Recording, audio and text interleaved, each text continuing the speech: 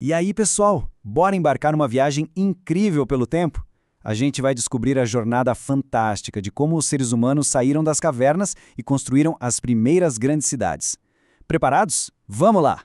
Para começar, já vou deixar uma pergunta no ar para a gente virar uma espécie de detetive. Será mesmo que a história só começa a valer a partir do momento em que o ser humano inventou a escrita? O que aconteceu antes não conta? Vamos investigar isso juntos. Então, nosso primeiro mistério é justamente esse. A gente vai desafiar uma ideia que muita gente já ouviu, a tal da pré-história. O nome já soa meio estranho, né? Um tempo que veio antes da história. Mas será que isso faz sentido mesmo? Olha só como o jeito de pensar mudou. Antigamente, a visão era essa. Se um povo não tinha escrita, não tinha história. Simples assim.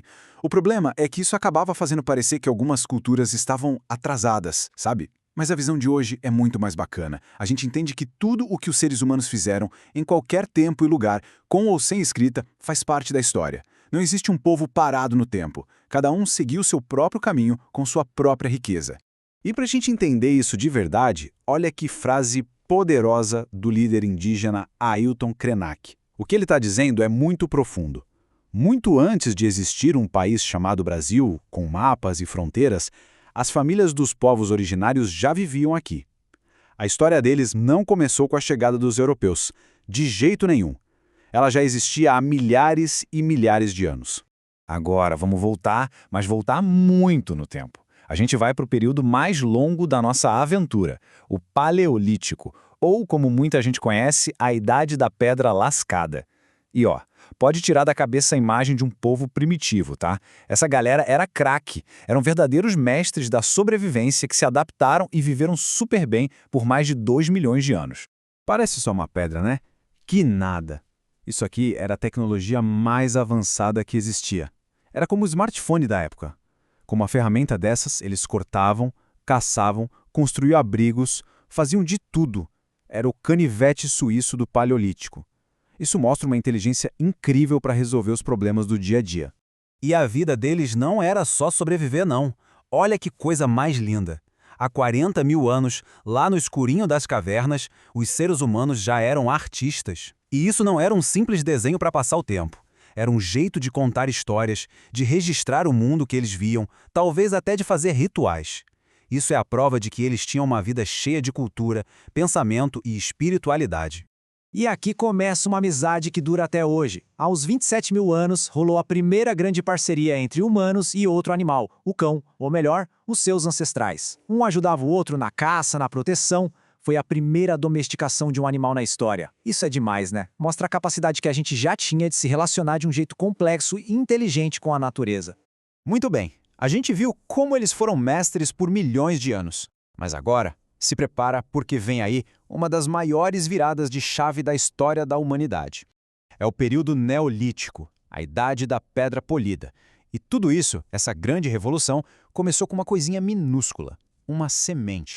Dá uma olhada na diferença. De um lado, a ferramenta mais bruta, lascada, do Paleolítico. Do outro, um pote de cerâmica, todo lisinho, polido, do Neolítico. Essa mudança nos objetos conta uma história gigante. É a história de como as pessoas pararam de ser nômades, ou seja, de ficar mudando de lugar o tempo todo, para se tornarem sedentárias, criando um lar fixo.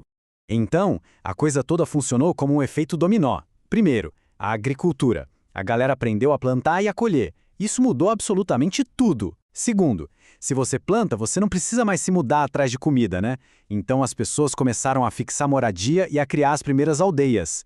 E terceiro, morando num lugar só, surgiram novas ideias e novas tecnologias, como os potes de cerâmica, perfeitos para guardar os grãos da colheita.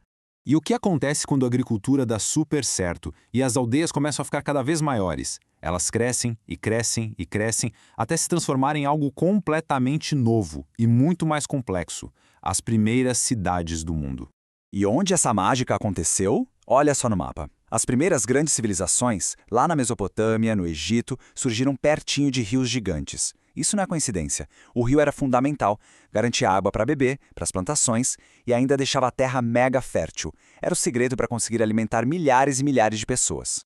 Agora imagina só, um monte de gente morando no mesmo lugar. Começa a precisar de organização, né? Foi aí que surgiram novas necessidades. Um governo para organizar as coisas, leis para todo mundo seguir, cobrança de impostos.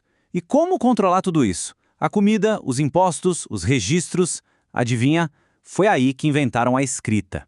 A escrita nasceu dessa necessidade de organizar a vida na cidade.